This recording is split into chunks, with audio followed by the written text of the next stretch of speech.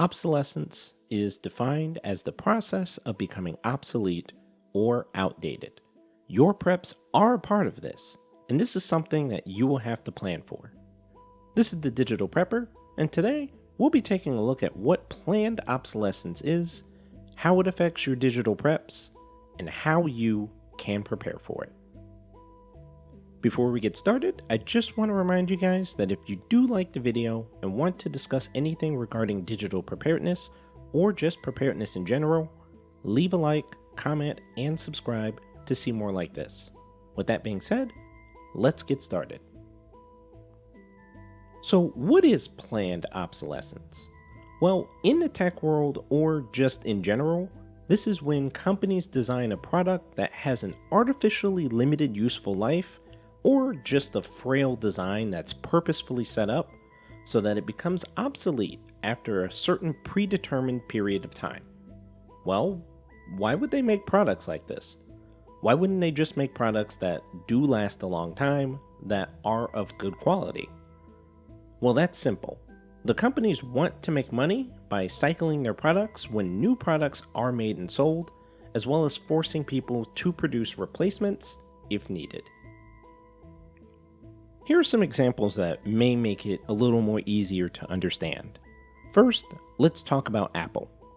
In 2017, information was leaked outing that Apple was artificially slowing down older phones to drive up new sales of their newer devices.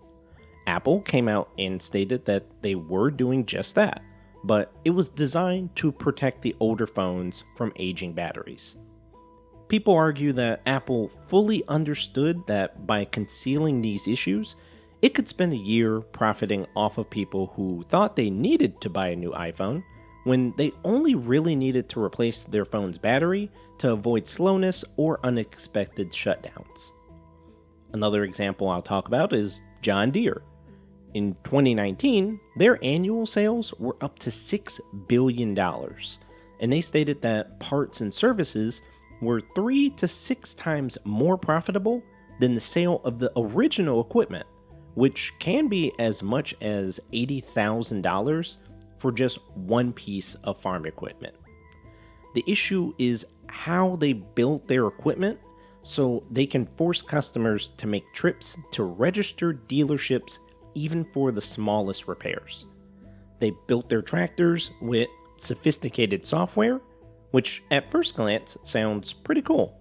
But then you learn that the software takes and transfers analytical data about certain statistics to their company, and they also say that you don't even own the software, that the customers buy these $80,000 machines only to receive an implied license to operate the machinery.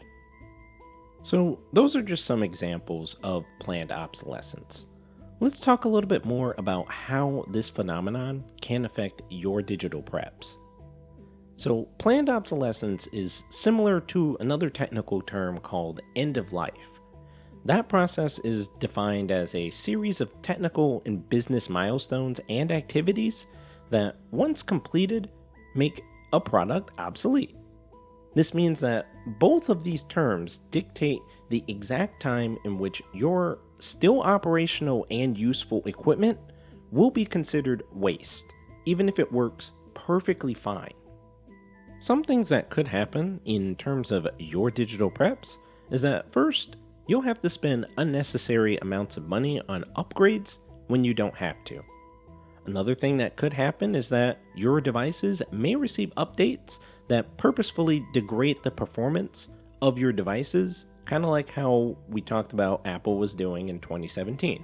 At a certain point, your devices will probably not be able to be updated anymore, as the company may make the software on the device outdated, forcing you to either upgrade or deal with not having the latest updates that could compromise the security of those devices.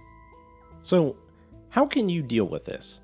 How can you make sure that your devices and equipment don't become old and incompatible with your newer equipment? Well, technically you can't. However, there are some things you can do to make sure that you have the equipment and the things that you need. First, always have extras. The phrase 2 is 1 and 1 is none very much applies here.